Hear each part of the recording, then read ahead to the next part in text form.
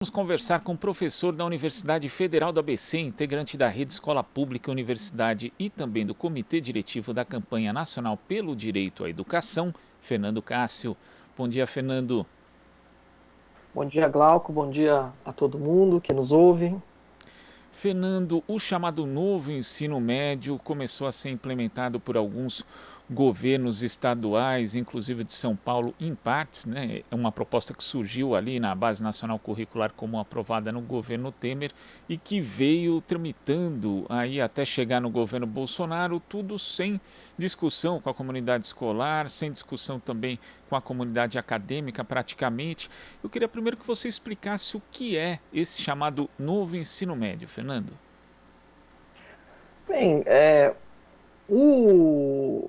quando você menciona, Glauco, a não participação, né, das comunidades escolares, dos estudantes e tal, isso já é um problema que se arrasta, né, desde a própria origem, né, desse novo ensino médio, que é aquela reforma lá que foi introduzida pela medida provisória 746 de 2016, né? Então, já havia discussões anteriores relacionadas a uma reforma do ensino médio no Brasil, né? Mas ali o Ministério da Educação ali do governo Temer anteviu a possibilidade de, né, aproveitando aquele tempo limitado que tinha, né, para fazer a coisa andar, né, de uma maneira totalmente fora do comum, né? E, bem, o que foi acontecendo, né, de lá para cá, foi isso. Mudou o governo, né, e a reforma estava aprovada, a Lei 13.415 de 2017 está aprovada, e ela foi sendo ali, digamos assim, começou a ser implantada, né, de diferentes formas nos estados, né, e o que está acontecendo agora, né, é o seguinte: na verdade, o MEC, né, o atual MEC, ele foi meio que arrastado, né, para o debate do novo ensino médio, que é o nome fantasia da reforma, né, pelos secretários estaduais de educação. Né? Na verdade, é isso que aconteceu. Não é que o governo Bolsonaro tenha um interesse particular na reforma, mas é isso, né? Eles, tanto os atores, né, empresariais ali do PSDB paulista que elaboraram uma reforma em 2016, quanto esses que estão agora no MEC do Bolsonaro, eles comungam alguns valores, né, elementares, né, que é essa ideia bastante elitista, né, de uma escola que separa mesmo, né, ricos e pobres, né, e que vai oferecer para os mais pobres um tipo de formação que é rebaixada, reduzida, né. Então, o governo Bolsonaro entrou depois na conversa, né? E o que acontece é que é isso: os secretários estaduais de educação precisavam de uma certa, né, que o governo federal colocasse algumas coisas no debate, né, que participasse da coisa, né, que chancelasse, né, porque de toda forma o Conselho Nacional de Educação, que ainda, né, tem uma parte da sua composição proveniente do governo anterior, estava trabalhando arduamente, né, para colocar o currículo do ensino médio no ar, as diretrizes curriculares. Os estados, muitos deles, aprovaram currículos do ensino médio baseados na BNCC. Então as coisas estavam acontecendo, né? Em particular em São Paulo, que é de onde surgiram muitas dessas ideias que estão ali na reforma do ensino médio. O governo começou a implementar uma série de pequenos programas ali que, de alguma maneira, como você colocou, eles vão implantando a reforma aos fragmentos, né? Então já havia sido implantado um pequeno programa para ter aulas de projeto de vida, né, numa linha bastante de autoajuda empresarial nas escolas. Já havia sido implementado um programa ainda pequeno de educação profissional, né, que oferece cursos de curta duração, de baixa complexidade nas escolas. Então essas coisas já estavam sendo feitas, né? Então o que o novo ensino médio faz agora em São Paulo e em outras redes é isso, é juntar todas essas partes, né, numa reforma da estrutura da escola brasileira que é sem precedentes, Glauco. Sem precedentes, é bastante preocupante também, Fernando. Eu li um artigo seu publicado na semana passada na revista Carta Capital, fazendo referência, inclusive, ali um trecho à questão do ensino profissionalizante, né? E ali você diz que o governo paulista acaba alimentando nos estudantes a expectativa de que eles vão ter um ensino médio profissionalizante, que vão ter ali garantida uma profissão após saírem da escola, mas não conta que esse ensino médio aí vai ser composto por cursos de carga horária reduzida que não fornecem diploma do ensino técnico. Então é algo até cruel de se pensar, de se alimentar esse tipo de expectativa, de esperança nos estudantes para depois eles acabarem tendo essa expectativa frustrada, Fernando. Olha, acho que além do problema, né, da simplificação geral do currículo, esse problema da educação profissional é o mais grave, né? É preciso entender algumas coisas, né? Em primeiro lugar, os promotores da reforma, né, enfim, muitos deles ligados aí a fundações empresariais, né, financiadas por bilionários, que muitas vezes nem se diferenciam, né, dos secretários de educação, dos assessores, porque são as mesmas pessoas, né, que circulam em todos esses ambientes. Quer dizer, digamos assim, a justificativa moral, né, para a implantação desse novo ensino médio, o NEM, né, é que existe, e é verdade, porque isso é um dado de realidade, né, existe um grande número de jovens, egressas do ensino médio no Brasil, que não vão para a universidade, não prosseguem, né, os estudos no ensino superior e também não se colocam, né, no mundo do trabalho, né, não encontram, né, uma colocação. Então, quer dizer, esse é um fato, né, um fato social concreto, né, e aí é a chamada geração nem, né, o jovem que não estuda e não trabalha. Muito bem. Então, usa-se, né, como justificativa moral, né, para implantar esta reforma, a existência desse grande contingente de jovens nessa condição, né. E aí qual que é a ideia? A ideia é implantar um ensino médio que vai oferecer para esse jovem, para essa jovem, que na maioria das vezes, né, é a jovem mais pobre, né, oferecer um ensino médio mais simples, reduzido, né, que é baseado em língua portuguesa, matemática, um pouquinho de inglês, algumas disciplinas, algumas matérias ali muito básicas, né, e esses cursos, né, que são os chamados profissionalizantes, né. Agora, é importante dizer o seguinte, que essa é uma reinvenção, né, da educação profissionalizante. Porque o que a gente chama de ensino técnico e profissional no Brasil, né, na verdade, ensino profissional e tecnológico no Brasil, é o que é feito, por exemplo, nos institutos federais, é o que é feito, por exemplo, nas escolas técnicas estaduais em São Paulo, né, as vinculadas ao Centro Paula Souza. Essas escolas, né, como a gente sabe, elas também são inacessíveis para os mais pobres. São escolas que, inclusive, têm processos seletivos próprios, vestibulinhos, etc.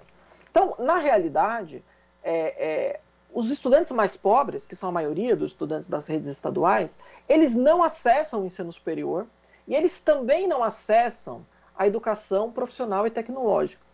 Então, o novo ensino médio, ele propõe uma terceira coisa, né, que é uma educação profissionalizante rebaixada, né? Então, eles estão chamando de educação profissional alguma coisa que podem ser de dois tipos, né? Ou cursos técnicos de carga horária reduzida, que são oferecidos por professores, inclusive das escolas técnicas estaduais, mas também de escolas privadas, técnicas, né? De carga horária curta, né? Então, por exemplo, a gente pega um exemplo de um curso em edificações, né? Ou um curso em eletrônica, né? Então, são cursos que dependem, assim, de equipamento, que dependem de aula de laboratório, tem uma carga horária prática muito elevada, né? Então, evidentemente, a infraestrutura escolar no estado de São Paulo, ela não permite que as escolas regulares sejam espaço para esse tipo de curso, né? Então, o que é que se faz? Esse chamado Novotec, né? Ele vai colocar ali nas escolas, né, algumas aulas, né, geralmente a parte teórica, uma coisa mais simplificada destes cursos, né? Então vai se chamar um Novotec integrado em eletrônica. Mas na prática, a carga horária é muito menor do que aquela oferecida nas escolas técnicas regulares, que os mais pobres não acessam, né? Então, o que eles estão fazendo é, em vez de ampliar a educação profissional e tecnológica para populações que não têm acesso a ela, né, assim, produzindo de fato a possibilidade desses jovens terem mais escolhas, né, o que eles fazem é produzir uma nova educação profissionalizante rebaixada, né, que vai ser destinada a estes jovens, né, que no fim das contas não terão diploma técnico, porque a carga horária é muito menor, né? Então, um jovem que vai fazer um curso desse na escola regular, ele vai ter que, se quiser, passar um ano e meio numa escola técnica, para complementar a formação e pegar o seu diploma técnico, né, a sua habilitação. Isso não vai acontecer, porque as escolas, né, técnicas regulares, públicas, elas não estão sendo ampliadas, né, para atender o aumento da demanda por habilitação técnica.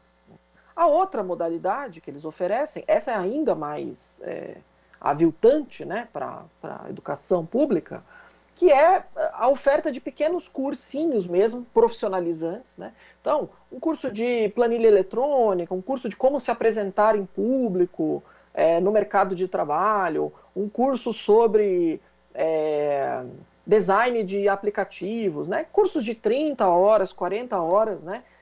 Que não serão ofertados também nas escolas públicas, serão ofertados em escolas privadas, pequenas, de bairro, né? Essas escolas de informática, né? Pequenas escolas, e que atualmente esses cursos existem nesse Novotec, né? E os alunos fazem esses cursos no contraturno, que é o correto, né? Os alunos terem a formação escolar e terem a possibilidade de fazer cursos profissionalizantes, porque é importante também você ter esse tipo de oferta. Mas o que o novo ensino médio vai fazer é diferente, Glauco. O novo ensino médio vai substituir a formação na escola por esses cursos, né? Então os alunos vão passar menos tempo na escola, estudando história, geografia, português, física, arte, e vão passar mais tempo fazendo esses pequenos cursos, né, nessas escolas. Então, claro, né, que a gente está falando de redução, né, explicitamente, estamos falando de redução da formação escolar básica, né. Então, no fim das contas, a gente está tirando desses jovens a possibilidade de prosseguir os estudos, né. Nós não estamos ampliando horizontes, nós estamos reduzindo horizontes para esses jovens especificamente, né, os mais pobres. Agora, esse rebaixamento do ensino profissionalizante, essa lógica toda que casa muito com a ideia do empreendedorismo, com ali todo o ideário neoliberal, não é à toa, né, Fernando? Porque quando a gente vê, por exemplo, o secretário de Educação de São Paulo, Rosselio Soares, ele foi ministro da Educação no governo Temer, foi a pessoa, inclusive, que participou ali, praticamente comandou essa reformulação do chamado novo ensino médio. Natural que venha essa pressão agora para justamente que ele seja implementado, mas existem diversos interesses que estão por trás dessa ideia, Fernando. Eu queria que você falasse a respeito justamente disso. Que tipo de interesse que está por trás dessa implementação do novo ensino médio?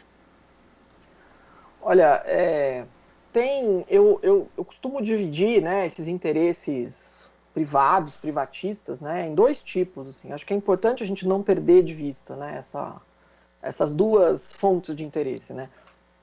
Primeiro, existem os elaboradores, promotores, divulgadores e defensores da reforma do ensino médio, que estão vinculados a grandes grupos empresariais brasileiros, bancos, etc. Tá? Essa é uma fonte de interesse. Né? Então, qual é o interesse? O interesse é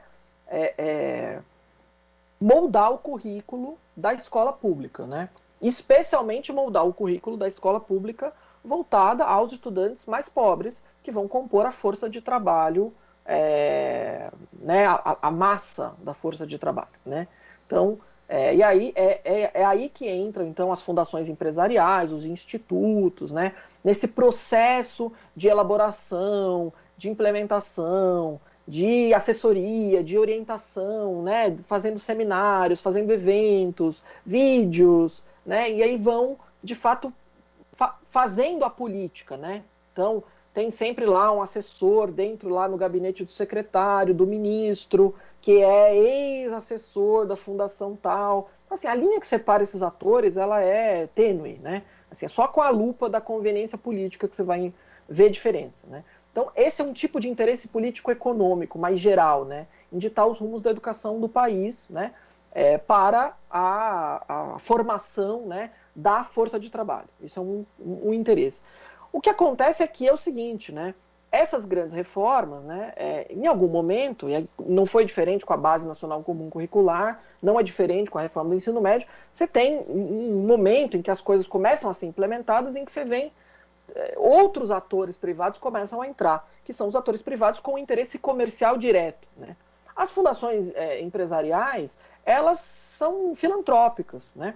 Então, no fim das contas, o interesse comercial ali é indireto, né? É claro que sempre vai ter um conselheiro de uma fundação empresarial que também é acionista de um grupo, né? Que vai oferecer a educação privada. Mas o interesse ali é de formar a política, né? De produzir o espaço, né? Para que esses outros atores, esses com interesse comercial direto, possam explorar. Então, no caso específico, né, do novo ensino médio, a oferta de educação profissional, ela é um terreno vastíssimo, né, de ampliação da privatização da oferta educacional direta. Porque, veja bem, a escola pública, ela não tem infraestrutura nem para garantir um retorno sanitário, um retorno com segurança sanitária, né? No estado de São Paulo e em vários estados, eu diria em todos, né? E ela, evidentemente, não terá condições, né, de ser uma escola técnica, né? Ela não vai montar laboratórios, ela não vai adquirir um parque de equipamentos, né? Ela também não vai fazer isso. E ela também não vai ser o espaço onde vão ser ofertados esses cursos pequenos profissionalizantes, de informática, quer dizer, assim, e a razão é muito simples, né? A gente não tem nem computadores nas escolas funcionando, quer dizer, como que a escola vai adquirir computadores para oferecer, por exemplo, um curso de desenho vetorial, né? Com licença corporativa desses softwares caros, assim, isso é uma coisa inviável e impraticável na escola, né? E ainda que fosse praticável, o Estado não faria, né? Então, no caso, o que está sendo feito é ampliar, né, para os atores privados a possibilidade de ofertar tudo isso, né? Inclusive, ofertar mão de obra de professores, né, de professores não licenciados, né, aquela ideia do notório saber, né, para atuar nesses cursos técnicos de carga horária reduzida nas escolas. Pelo fato, inclusive, de que as escolas técnicas estaduais, em São Paulo, por exemplo, o corpo docente não dá conta de absorver o aumento da demanda por esse ensino profissionalizante de segunda categoria, né? Então você vai ter a contratação, né, via licitação de escolas privadas, né, de rede, que vão fazer esse serviço. Isso já acontece no estado de São Paulo, né? Então, no 2020, a Secretaria de Desenvolvimento Econômico contratou 3 escolas privadas, por exemplo, de rede. Uma delas é o SENAC, mas tem mais 2 dessas escolas privadas de qualidade bem questionável e que já mandam professores para as escolas estaduais para ofertar esses cursos do contraturno. Esses que agora entrarão no lugar da formação original. Uma curiosidade sobre essas escolas, né, essas 2, é que assim, as sedes delas ficam localizadas nas periferias da cidade de São Paulo, né? Nas cidades mais pobres da Grande São Paulo, próximas às estações de trem, justamente porque o público atendido por essas escolas é o público que fica excluído das ETECs e dos institutos federais, né? Então, é evidente, né, que a argumentação do empresariado, que diz que são os críticos do novo ensino médio que são elitistas, né, que acham que a única coisa que presta é ir para a universidade. Não, ninguém diz isso, né? O que a gente defende, eu, por exemplo, como pesquisador, como educador, defendo, é que todo mundo possa ter uma formação de qualidade, né? É que todo mundo possa ter condições, né, de ir para a universidade se quiser, né? Ou ter uma habilitação técnica se quiser. Isso não acontece, né? Então, nesse sentido, quando lá o ministro da Educação, Milton Ribeiro, diz a universidade deve ser para poucos, é exatamente essa concepção que está por trás do novo ensino médio, né? Então, assim, não se trata de a gente dizer que o ensino superior é melhor que o ensino técnico. Não. O que acontece é que este modelo de ensino médio, ele cria mesmo 2 degraus muito definidos, né? Um degrau de um ensino profissionalizante de baixa qualidade, né? E o ensino técnico profissionalizante que já existe e que vai continuar sendo acessado por pouca gente. E o que é mais curioso é que são justamente as ETECs e os institutos federais que colocam muita gente das escolas públicas na universidade pública. Então eles servem também, inclusive, como porta de entrada da universidade pública, né? Então muito aluno, por exemplo, na UFABC, onde eu trabalho, né? Metade dos estudantes que entram na UFABC são de escola pública, né? Só que se a gente vai olhar com uma lupa, né, o perfil socioeconômico do estudante de escola pública, da onde eles vêm, você vai ver que muitos deles vão vir das ETECs, né? Então, justamente, o fato de você ter 50% de alunos de escola pública não quer dizer que os estudantes mais pobres, mais vulneráveis, estão acessando a universidade pública. Não estão, né? E também não estão acessando a escola técnica. O que o NEM faz é isso, é prometer que vai ter uma educação técnica, quando na verdade você vai trocar a sua formação escolar por cursos de baixa complexidade, né? Que vão ser ofertados por atores privados, não mais pela escola pública. E que no fim acaba sendo mais um modelo na área da educação que é excludente. Fernando, queria agradecer demais a sua participação aqui no Jornal Brasil Atual e até a próxima. Tchau, gente. Bom dia. Bom dia. Conversamos aqui com o professor da Universidade Federal do ABC, integrante da Rede Escola Pública e Universidade e também do Comitê Diretivo da Campanha Nacional pelo Direito à Educação, Fernando Cássio. Você está ouvindo Jornal Brasil Atual. As notícias que os outros não dão.